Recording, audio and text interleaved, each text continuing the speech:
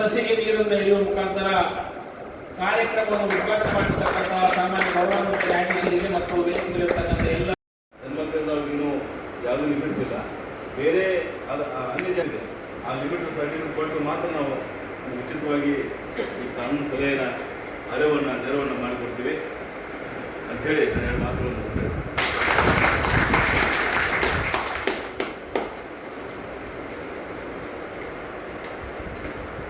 ಕಾರ್ಮಿಕ ಸೌಲಭ್ಯಗಳನ್ನು ನೀವೆಲ್ಲ ಕೂಡ ಸರಿಯಾದ ರೀತಿಯಲ್ಲಿ ಪಡೆದುಕೊಳ್ಳಲಿಕ್ಕೆ ನೀವೆಲ್ಲ ಕಂಕಣಬದ್ಧರಾಗಿ ಇರಬೇಕಂತಕ್ಕಂಥ ಮಾಹಿತಿಯನ್ನು ನಿಮ್ಮೆಲ್ಲರಿಗೆ ನೀಡಿರ್ತಕ್ಕಂಥ ಈ ಕಾರ್ಯಕ್ರಮ ಘಟ್ಟ ಏನಪ್ಪ ಅಂದರೆ ಪ್ರತಿಯೊಂದು ಕಟ್ಟಡ ಆಗಲಿ ರಸ್ತೆ ಆಗಲಿ ಪ್ರತಿಯೊಂದು ನಮ್ಮ ಕಟ್ಟಡ ಕಾರ್ಮಿಕರ ಒಂದು ಕೆಲಸ ಪ್ರಮುಖವಾದದ್ದು. ಹಾಗೂ ಕಟ್ಟಡ ಕಾರ್ಮಿಕರಂದ್ರೆ ಯಾರಪ್ಪ ಅಂದರೆ ತನ್ನ ದೈಹಿಕ ಮತ್ತು ಭೌತಿಕ ಮತ್ತು ಮಾನಸಿಕ ಈ ಒಂದು ಶ್ರಮಕ್ಕೆ ದುಡಿಯುವಂಥ ಒಂದು ವರ್ಗದವರಿಗೆ ನಾವು ಕಟ್ಟಡ ಕಾರ್ಮಿಕರಂತ ಕರಿತೀವಿ. ಈ ಒಂದು ಪ್ರತಿ ದೇಶದಲ್ಲಿ ಸುಮಾರು 60ರಿಂದ 70% ನಾವು ಕಾರ್ಮಿಕರ ವರ್ಗವನ್ನು ನೋಡ್ಬೋದು ಪ್ರತಿ ದೇಶದಲ್ಲಿ. ಅದು ಈ ಒಂದು ದಿನಾಚರಣೆ ನಾವು ಯಾಕೆ ಮಾಡ್ತಾ ಇದ್ದೀವಪ್ಪ ಅಂದರೆ ಹಿನ್ನೆಲೆ ಏನಪ್ಪ ಅಂದರೆ 1886 ಅಂದರೆ 18 ಮತ್ತು 19ನೇ ಶತಮಾನದಲ್ಲಿ ಈ ಒಂದು ಬಂಡವಾಳಶಾಹಿ ಮತ್ತು ಕಾರ್ಮಿಕ ವರ್ಗ ಅಂತ ಅಂದರೆ 18-19ನೇ ಶತಮಾನದಲ್ಲಿ ನಾವು ಅನೇಕ ಕಾರ್ಖಾನೆ ಅಂದರೆ ಕೈಗಾರಿಕಾ ಕ್ರಾಂತಿ ಆರಂಭ ಆಗುತ್ತೆ. ಆ ಒಂದು ಸಂದರ್ಭದಲ್ಲಿ ಏನಪ್ಪ ಅಂದರೆ ಕಾರ್ಮಿಕ ವರ್ಗದವ್ರನ್ನ ಮತ್ತು ಕಡು ಬಡವರ ಒಂದು ಈ ಒಂದು ಕಾರ್ಮಿಕ ವರ್ಗದವ್ರನ್ನ ಸುಮಾರು ದೀರ್ಘಕಾಲದವರೆಗೆ ಅವಧಿವರೆಗೆ ಮತ್ತು ಯಾವುದೇ 7 ದಿನಗಳವರೆಗೆ ಕೆಲಸ ಮಾಡಬೇಕಿತ್ತು. ಈ ಒಂದು ಸಂದರ್ಭದಲ್ಲಿ ಕೆಲವೊಂದು ಯೂನಿಯನ್ಗಳು ಅಂದರೆ ಕಾರ್ಮಿಕ ಸಂಘಟನೆಗಳು ಏನಪ್ಪ ಅಂದರೆ 1886 ಮೇ 1ರಂದು ಆ ಒಂದು ಮುಷ್ಕರ ಚಳವಳಿಯನ್ನು ಆರಂಭ ಮಾಡಿ ಈ ಒಂದು ಎಲ್ಲ ಕಾರ್ಮಿಕ ವರ್ಗದವರಿಗೆ 18ರಿಂದ ಒಂದು ದಿನಕ್ಕೆ 8 ಗಂಟೆಗಳ ಕೆಲಸ ಮತ್ತು ಕಂಪಲ್ಸರಿ ವಾರದ ರಜೆ ನೀಡಬೇಕಂತೇಳಿ ಒಂದು ಮುಷ್ಕರವನ್ನು ಚಳವಳಿ ಮಾಡಿ 1916ರಲ್ಲಿ ಈ ಒಂದು ಅಮೆರಿಕ ಸರ್ಕಾರ ಎಲ್ಲ ಕಾರ್ಮಿಕರಿಗೆ 8 ಗಂಟೆಗಳ ಕೆಲಸ ಮತ್ತು ವಾರದ ರಜೆ ನೀಡಬೇಕಂತೇಳಿ ಒಂದು ಆದೇಶ ಮಾಡ್ತಾರೆ. ಆ ಒಂದು ಹಿನ್ನೆಲೆಯಲ್ಲಿ ಈ ಒಂದು ಸಂದರ್ಭದಲ್ಲಿ ಕಟ್ಟಡ ಕಾರ್ಮಿಕರಿಗೆ ಮತ್ತು ಎಲ್ಲ ಕಾರ್ಮಿಕರಿಗೆ ಮತ್ತು ಅವರಿಗೆ ಇರುವಂಥ ಎಲ್ಲ ಸೌಕರ್ಯಗಳು ಮತ್ತು ಅವರಿಗೆ ಇರುವಂಥ ಸೌಲಭ್ಯಗಳು ಈ ಒಂದು ಅಮೆರಿಕ ಸರ್ಕಾರ ಆ ಒಂದು ಎಲ್ಲ ಒಂದು ಕಾರ್ಮಿಕರಿಗೆ ಆ ಒಂದು 1923ರಲ್ಲಿ ನಮ್ಮ ಭಾರತದಲ್ಲಿ 1923 ನಮ್ಮ ಭಾರತದಲ್ಲಿ ಚೆನ್ನೈನ ಮೊದಲಿನ ಮದ್ರಾಸ ಈಗಿನ ಚೆನ್ನೈನಲ್ಲಿ ಕೆಲವೊಂದು ಲೇಬರ್ ಕಿಸಾನ್ ಆಫ್ ಹಿಂದೂಸ್ತಾನಿ ಎಂಬ ಒಂದು ಯೂನಿಯನ್ ಆ ಒಂದು ಯೂನಿಯನ್ ಮುಖಾಂತರ 1923ರಲ್ಲಿ ಈ ಮೊದಲನೇ ಒಂದು ಕಾರ್ಮಿಕ ದಿನಾಚರಣೆ ಏನಿದಾವೆ ಅವ್ರನ್ನ ಯಾವ ರೀತಿ ನಾವು ಪ್ರಶ್ನೆ ಮಾಡಬೇಕು ಅಂತ ನಾನು ನಿಮ್ಗೆ ತಿಳಿಸ್ಕೊಡ್ತೀನಿ. ಏನಂದ್ರೆ ಎಕ್ಸಾಂಪಲ್ ಕೊಡ್ತೀನಿ. ಇಲ್ಲಿ ಸೂಪರ್ ಮಾರ್ಕೆಟ್ ಇದೆ. ಸೂಪರ್ ಮಾರ್ಕೆಟ್ ಅಂದ್ರೆ ಸೂಪರ್ ಮಾರ್ಕೆಟ್ ಒಂದೇ ಅಲ್ಲ, ಬಟ್ಟೆ ಅಂಗಡಿ ಆಗಿರ್ಬೋದು, ಇನ್ನಿತರ ಪ್ರದೇಶಗಳಲ್ಲಿ ನಿಮ್ಮನ್ನು ದುಡಿಸ್ಕೊಂಡ್ರೆ ಖಾಸಗಿ ವಲಯ ದುಡಿಸ್ಕೋಬೇಕಂದ್ರೆ ಅವ್ರು ಫಸ್ಟ್ ನಿಮಗೆ ಆದೇಶ ಪ್ರತಿ ಕೊಡಬೇಕು. ನೀವು ಹೇಳ್ತೀರಿ, ಸಣ್ಣ ಹುಡುಗರು ಹೇಳ್ಬಿಡ್ತೀರಿ, ನಾವು ಬಟ್ಟೆ ಅಂದ್ರೆ ಮೇಜರ್ ಅಂದ ತಕ್ಷಣ ಬಟ್ಟೆ ಅಂಗಡಿ ಕೆಲಸಕ್ಕೆ ಹೋಗ್ತಾರ, ಕಳಿಸ್ಕೊಡ್ತೀವಿ ದುಡಿಯೋಕ್ಕೆ. ದುಡಿದ ತಕ್ಷಣ ಅವರಿಗೆ ಎಷ್ಟು ಕೊಡ್ತಾರೆ ಅಂದರೆ ಕನಿಷ್ಠ ವೇತನ ಅಧಿನಿಯಮದ ಪ್ರಕಾರ ಪ್ರತಿಯೊಬ್ಬರಿಗೆ ಕನಿಷ್ಠ ಅಂದರೆ 15,000 ಕೊಡಬೇಕು ವೇತನ ಅಂತ ಐತಿ. ಯಾವುದೇ ವಲಯದಲ್ಲಿ ಕನಿಷ್ಠವಾಗಿ 15,000 ಕೊಡಬೇಕು. ಅದೇ ರೀತಿಯಾಗಿ ನೇಮಕಾತಿ ಆದೇಶ ಕೊಡಬೇಕು. ಸೂಪರ್ ಮಾರ್ಕೆಟಲ್ಲಿ ಯಾರೋ ಹುಡುಗ ಕೆಲಸ ಮಾಡ್ತಾನಂದ್ರೆ ಅವನಿಗೆ ಅವ್ರು ಕರ್ಕೊಂಡು ದಿನದಿಂದ ನೇಮಕಾತಿ ಆದೇಶ ಇರಬೇಕು. ಮತ್ತೆ ಅವರು ಶಾಪಲ್ಲಿ ಲೆಡ್ಜರು ಮತ್ತೆ ಅವರ ಅಟೆಂಡೆನ್ಸ್ ಅನ್ನು ಸಹಿತ ಮೇಂಟೈನ್ ಮಾಡಿರಬೇಕು. ಅದಲ್ಲದೆ ವಾರಕ್ಕೊಂದ್ಸಲ ಕಂಪಲ್ಸರಿ ರಜೆ ಕೊಡಬೇಕು. ಆದರೆ ಕೆಲವೊಂದು ಅಂಗಡಿಗಳಲ್ಲಿ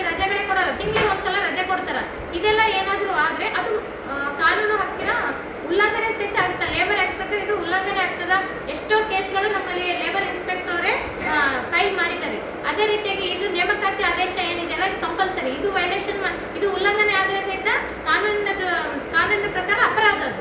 ಅದೇ ರೀತಿಯಾಗಿ ಅವ್ರಿಗೆ ವಾರಕ್ಕೊಂದ್ಸಲ ರಜೆ ಕೊಡೋದು ಅವ್ರದ್ದು ಕಾನೂನುಬದ್ಧ ಹಕ್ಕು. ತಿಂಗಳಲ್ಲಿ 4 ದಿನ ರಜೆ ಕೊಡಬೇಕು, ಸಂಡೇ ಆಗಿ ಯಾವುದೇ ಒಂದಿನ ವಾರಕ್ಕೆ ಒಂದಿನ ರಜೆ ಕಂಪಲ್ಸರಿ ಕೊಡಬೇಕು. ಈ ರೀತಿ ಇದೇ ರೀತಿ ಅಲ್ಲದೆ ನಿಮ್ಗೆ ಗೊತ್ತಿರೋ ಪ್ರಕಾರ ಜಾಸ್ತಿ 8 ತಾಸಿನ ಜಾಸ್ತಿ ದುಡಿಮೆ ಮಾಡ್ಕೊಂಡಲ್ಲಿ ಓವರ್ ಟೈಮಲ್ಲಿ ಅವ್ರಿಗೆ ಅದಕ್ಕೆ ಸಂಬಂಧಿಸಿದಂತೆ ಹಣವನ್ನು ಪರಿಹಾರವನ್ನು ಕೊಡಬೇಕಾಗಿರ್ತದೆ. ಆ ಶಾಪಿಗೆ ಸಂಬಂಧಿಸಿದವರು ಯಾರು ದುಡಿಸ್ಕೊಂತಿರ್ತಾರೆ ಅದೇ ರೀತಿಯಾಗಿ ಆ ಶಾಪ್ನಲ್ಲಿ ಕೆಲಸ ಮಾಡ್ತಿರೋ ಮಹಿಳೆಯರಿಗೆ, ಅಂದರೆ ಪುರುಷರಿಗೆ ಇಷ್ಟ ಆಯಿತು, ಮಹಿಳೆಯರಿಗೆ ಅಂದರೆ ಏನಾದರೂ ಡೆಲಿವರಿ ಆದಂಥ ಸಂದರ್ಭದಲ್ಲಿ ಅವ್ರಿಗೆ ಏನು ಹಕ್ಕುಗಳು, ಅವರು ಜಾಬಿಗೆ ಬಂದರೆ ಯಾವ ರೀತಿ ಹಕ್ಕುಗಳು ಸಿಗ್ತಾ ಇತ್ತು, ಯಾವ ರೀತಿ ವೇತನ ಸಿಗ್ತಾ ಇತ್ತು, ಅದೇ ರೀತಿಯಾಗಿ ವೇತನವನ್ನು ಸಹಿತ ಅವ್ರು ಬರದೇ ಇರಲಿ ಅವರಿಗೆ ವೇತನವನ್ನು ಕೊಡಬೇಕಾಗ್ತದೆ.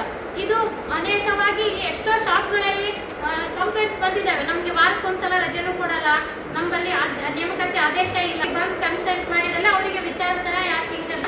ಅದೇ ರೀತಿಯಾಗಿ ಪ್ರತಿಯೊಬ್ಬ ಅಣ್ಣ ತಮ್ಮಂದಿರೋ ಅಪ್ಪಂದಿರೋ ಯಾರಿಗೂ ಗೊತ್ತಿಲ್ಲ, ಎಲ್ಲರಿಗೂ ಉದ್ಯೋಗ ಸ್ಥಳದಲ್ಲಿ ಸಲಕರಣೆಗಳು ಅವಶ್ಯಕತೆ. ಬಹಳಷ್ಟು ಕಾರ್ಮಿಕರಿಗೆ ಕಷ್ಟ ಆಗ್ತಾ ಇರೋದು ಸಲಕರಣೆಗಳು. ನಮ್ಮಲ್ಲಿ ರಕ್ಷಣೆ ಮಾಡೋದ್ರ ಸಲುವಾಗಿ ಗುತ್ತಿಗೆದಾರರು ಇರ್ತಾರೆ, ಆ ಬಿಲ್ಡಿಂಗ್ ಕನ್ಸ್ಟ್ರಕ್ಟರ್ ಯಾರಿರ್ತಾರೆ ಅವರು ನಿಮಗೆ ಸಲಕರಣೆಗಳನ್ನು ನೀಡಬೇಕಾಗುತ್ತೆ.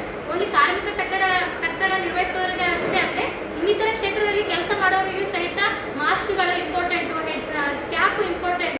ಏನಪ್ಪ ಅಂತಂದ್ರೆ ಈ ಕಾರ್ಮಿಕರ ದಿನಾಚರಣೆ ಯಾಕೆ ಮಾಡ್ತಾರೆ ಅಂತಂದ್ರೆ ಈ ಶೋಷಿತ ವರ್ಗ ಆಗಿದ್ದು, ಕಾರ್ಮಿಕರು ಶೋಷಿತ ವರ್ಗ ಆಗಿದ್ದು, ಭಾಳ ಶ್ರಮ ಪಡ್ತಿದ್ರು. ಅವ್ರನ್ನ ಶಿಕ್ಷೆಗೆ ದುಡಿಸ್ಕೊಂಡ್ಬಿಟ್ಟಿದ್ರು. 8 ತಾಸು ಬಿಟ್ಟು 12 ತಾಸು 16 ತಾಸು 20 ತಾಸು ಹಾಗೆ ಬಿಟ್ಟು ದುಡಿಸ್ಕೊಳ್ಳೋದು. ಇನ್ನು ಬೇರೆ ದೇಶಗಳಲ್ಲಿ ಇದೆ ಅಂದಿಲ್ಲ. ಆ ನಿಟ್ಟಿನಲ್ಲಿ ಅವ್ರು ದಂಗೆ ಇದ್ದದಕ್ಕೆ ಸ್ಟ್ರೈಕ್ ಮಾಡಿದಾಗ ಅದು 16 ದಿನ 12 ತಾಸಿಂದ 8 ತಾಸಿಗೆ ಬಂತು. ಅದು ಬೇರೆ ದೇಶಗಳಲ್ಲಿ ಚಿಕ್ಕಗಳಲ್ಲಿ ಆಯಿತು. ಅವರು ತಮ್ಮ ಹಕ್ಕುಗಳಿಗಾಗಿ ಹೋರಾಟ ಮಾಡಿದರು. ಆದರೆ ಎಲ್ಲ ಕಡೆ ಕೂಡ ಈ ಕಾರ್ಮಿಕರ ದಿನಾಚರಣೆ ಒಂದೇ ತಾರೀಕು ಮಾಡೋದು ಮತ್ತು 8 ತಾಸುಗಳ ಒಂದು ಕಟ್ಟುನಿಟ್ಟಿನ ಪಾಲನೆ ಮಾಡಿದ್ರು. 8 ಅವರ್ಸ್ ಮಾಡಿದರು. ಅವಾಗ ಮೊದಲಿನ ಇರಲಿಲ್ಲ. ಈಗ ಕಾರ್ಮಿಕರು ನಮ್ಮ ದೇಶದ ಬೆನ್ನೆಲುಬು. ಯಾಕಂದ್ರೆ ಪ್ರತಿಯೊಬ್ಬರು ಕೂಡ ಈ ಕಾರ್ಮಿಕರು ಅಂದ್ರೆ ನಮ್ದು ಏನು ಮಾಡೋಕ್ಕಾಗೋದಿಲ್ಲ. ಒಂದು ಬಿಲ್ಡಿಂಗ್ ಕಟ್ಟಬೇಕಾದ್ರೂ ಕಾರ್ಮಿಕರು ಬೇಕು, ಒಂದು ಹಾಸ್ಪಿಟಲ್ ಕಟ್ಟಬೇಕಾದ್ರೂ ಕಾರ್ಮಿಕರು ಬೇಕು, ಒಂದು ಕೋರ್ಟ್ ಕಟ್ಟಬೇಕಾದ್ರೂ ಕಾರ್ಮಿಕರು ಬೇಕೇ. ಅವೆಲ್ಲ ಕೂಡ ಈ ಕಾರ್ಮಿಕರು ನಡೆಯಂಗಿಲ್ಲ. ನಾವು ಕಾರ್ಮಿಕರಿಗೆ ಗೌರವ ಕೊಡಬೇಕಾಗ್ತದೆ. ಆ ನಿಟ್ಟಿನಲ್ಲಿ ಈ ನಮ್ಮ ಸಂವಿಧಾನದಲ್ಲಿ ಅವರು ಕಾರ್ಮಿಕರಿಗೆ ಗೌರವ ನೀಡಿದ್ದಾರೆ. ಆ ಹಂತದಲ್ಲಿ ಆ ಸಂವಿಧಾನದ ಅಡಿಯಲ್ಲಿ ಬಹಳಷ್ಟು ಕಾನೂನುಗಳು ಬಂದಿದ್ದಾವೆ ಲೇಬರ್ಗಳಿಗೆ. ನಮ್ಮ ಮಟ್ಟಂಗೆ ಕಾರ್ಮಿಕರಿಗೆ ಸಂಪಟ್ಟಂಗೆ ಈಗ ಸಮಾನ ಕೆಲಸಕ್ಕೆ ಸಮಾನ ಪೇಮೆಂಟ್ ಮತ್ತು ಅವ್ರಿಗೆ 8 ಅವರ್ಸ್ ಕೆಲಸದ ಮಿತಿ, ಕೆಲಸದಾಗ ಅವ್ರಿಗೆ ಸೇಫ್ಟಿ ಇರಬೇಕು. ಈಗ ಕೆಲಸ ಸೇಫ್ಟಿ ಇರಬೇಕು ಮತ್ತು ಅವ್ರಿಗೆ ಗೌರವವಾಗಿ ನೋಡ್ಕೋಬೇಕು ಅವ್ರನ್ನ. ಹೀಗೆಲ್ಲ ಭಾಳಷ್ಟು ಕಾಯ್ದೆಗಳು ಬಂದಿದ್ದಾವೆ. ಅದ್ರ ಜೊತೆಗೆ ಇನ್ನೊಂದು ಈ ಸದ್ಯಕ್ಕೆ ಭಾಳ ಪ್ರಚಲಿತದಾಗಿರುವಂತಂದ್ರೆ ಈ ಕಟ್ಟಡ ಕಾರ್ಮಿಕರ ಕಾಯ್ದೆ, ಇತರೆ ಕಟ್ಟಡ ಕಾರ್ಮಿಕರ ಕಾಯ್ದೆ ಮೋಸ್ಟ್ಲಿ 2002-2006 ಬಂತದ್ದು. ಆ ಕಾಯ್ದೆ ಭಾಳಷ್ಟು ಅಂದರೆ ಭಾಳ ಈ ಕಾರ್ಮಿಕರಿಗೆ ಹೆಲ್ಪ್ ಆಗ್ತಾ ಇದೆ.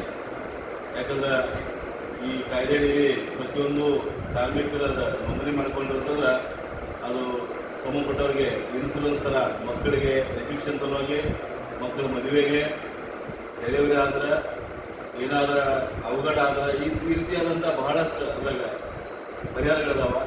ಇವೆಲ್ಲ ಯಾಕೆ ಬಂದಂದ್ರೆ ಈ ಥರ ಸಂವಿಧಾನದಾಗ ಇದ್ದದಕ್ಕೆ ಇಂಥ ಕಾಯ್ದೆಗಳು ಬಂದವು. ಭಾಳಷ್ಟು ಕಾಯ್ದೆಗಳದ ನಿಮ್ಮ ಲೇಬರ್ ಆ್ಯಕ್ಟ್ಗಳಲ್ಲಿ ನಮ್ಮ ಲೇಬರ್ ಇನ್ಸ್ಪೆಕ್ಟರ್ ಮತ್ತು ನನ್ನ ಸಹೋದರಿಯರೆಲ್ಲ ಹೇಳ್ತಾರೆ. ಈ ಕಾಯ್ದೆಗಳು ತಿಳ್ಕೋಬೇಕು, ಕಾಯ್ದೆಗಳ ಸದುಪಯೋಗ ಮಾಡ್ಕೋಬೇಕು, ದುರುಪಯೋಗ ಮಾಡ್ಕೋಬೇಕು. ಯಾಕಂದ್ರೆ ನೋಡಿ, ಒಂದು ಎಕ್ಸಾಂಪಲ್ ಕೊಡ್ತೀನಿ. ಮಾಲಕರು ಕೆಲಸಕ್ಕೆ ಹೆಚ್ಚಿರ್ತಾರೆ, ಅದೇನೇ ಹೆಚ್ಚು ಕಡಿಮೆ ಆದರೆ ನಿಮ್ಗೆ ಯಾರೋ ಸೌಲಭ್ಯನೇ ಕೊಡೋಂಗಿಲ್ಲ.